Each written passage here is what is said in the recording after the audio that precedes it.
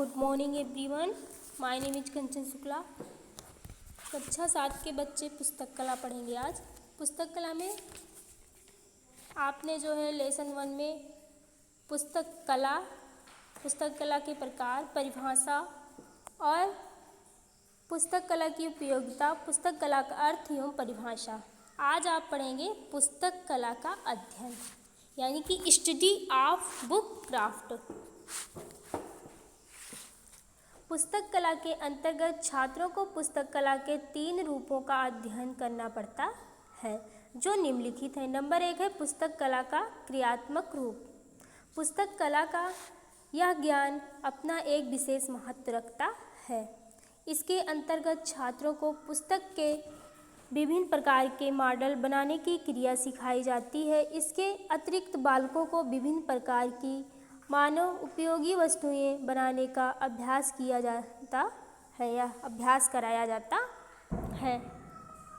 Number 2 है बच्चों पुस्तक कला का सैद्धांतिक रूप। इसके अध्ययन से छात्रों को पुस्तक कला का सैद्धांतिक ज्ञान प्राप्त होता है। इसके साथ साथ पुस्तक कला के आवश्यक सिद्धांत, सामग्री आदि की भी भली भांति जानकारी प्राप्त होती है। नंबर 3 है पुस्तक कला और संबंधित कला। पुस्तक कला और कला में गहरा संबंध है। पुस्तक कला के साथ संबंधित कलाओं का भी अध्ययन किया जाता है।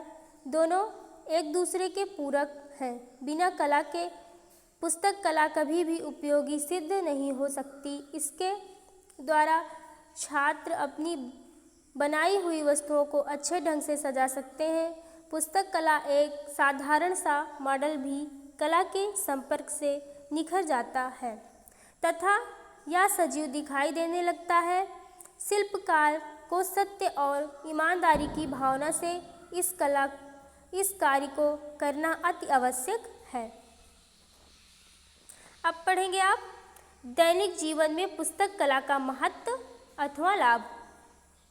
Importance of book craft in daily life, यानी कि दैनिक जीवन में पुस्तक कला का महत्व और अथवा लाभ। पुस्तक कला के अध्ययन से प्राप्त होने वाले कुछ लाभ निम्नलिखित हैं। नंबर 1 है मानसिक विकास होता है। नंबर 1 है इससे क्या होता है, मानसिक विकास होता है। मॉडल बनाने से पूर्व छात्र उसकी योजना बनाते हैं तथा उसे आकर्षक बनाने के लिए निर्माण की विभिन्न विधियों पर विचार करने के बाद किसी एक विधि को चुनते हैं। इस प्रकार यह कला छात्रों के मानसिक विकास में भी योगदान देता है। नंबर 2 है स्वावलंबी बनती है। इससे जो है छात्र क्या होते हैं, स्वावलंबी बनते हैं। इससे बालक में श्रम पूर्वक कार्य करने की क्षमता उत्पन्न हो जाती है, जिससे वे अपने आवश्यकताएं स्वयं पूरी करते हैं और संतुष्ट रहते हैं। उन्हें जीवन में किसी का आश्रय नहीं लेना पड़ता है, यानी कि उन्हें दूसरों की सहारा नहीं लेना पड़ता है। इससे जो है छात्र स्वयं जो है कार्य कर सकते हैं। नंबर 3 है आय का उत्तम साधन। यह आय का जो है एक उत्तम साधन होता है। इससे हम आय जो है कमा सकते हैं।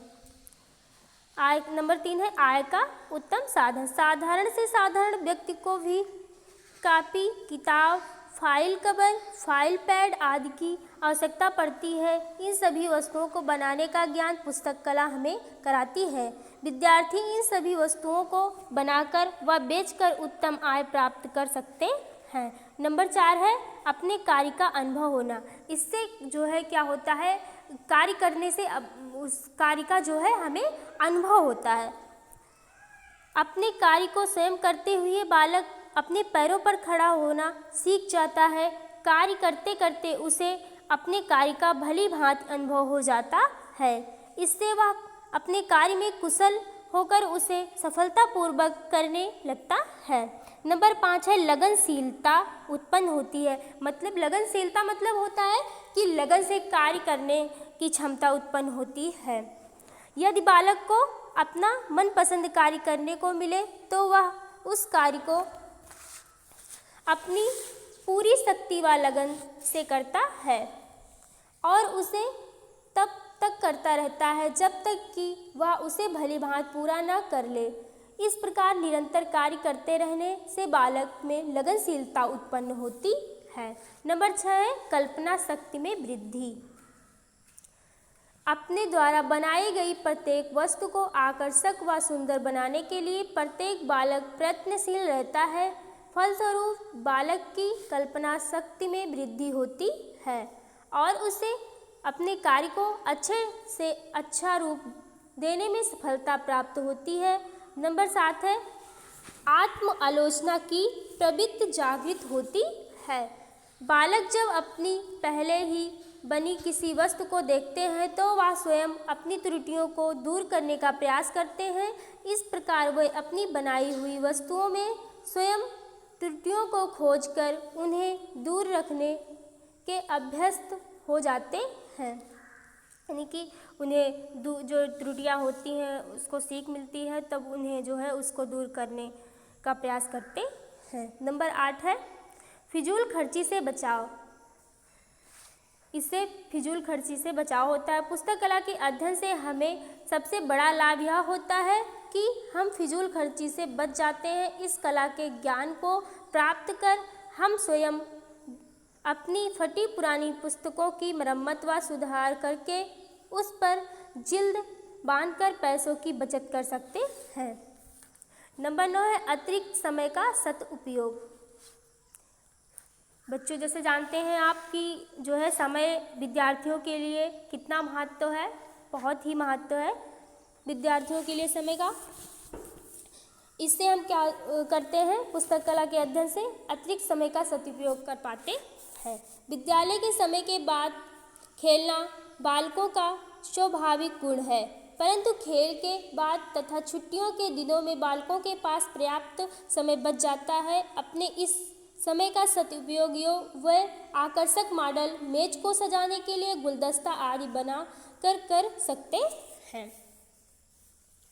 नंबर 10 है रचनात्मक कार्यों में रुचि। पुस्तक कला का महत्व इस तथ्य से भी जाना जा सकता है कि वह बालकों में रचनात्मक कार्यों को संपन्न करने की रुचि उत्पन्न करती है।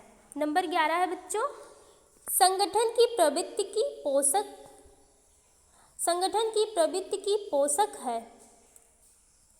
यानी कि बालक जब किसी वस्तु को बनाने का कार्य करते हैं तो उन्हें यंत्रों सहित अनेक बड़ी छोटी चीज़ों का संयोजन और संगठन करना पड़ता है। उन्हें संगठित करके ही वे अपनी भावनाओं को मूर्त रूप प्रदान करते हैं। इस प्रकार पुस्तक कला उसे प्रारंभ से ही संगठित होकर कार्य करने की प्रेरणा प्रदान करती है।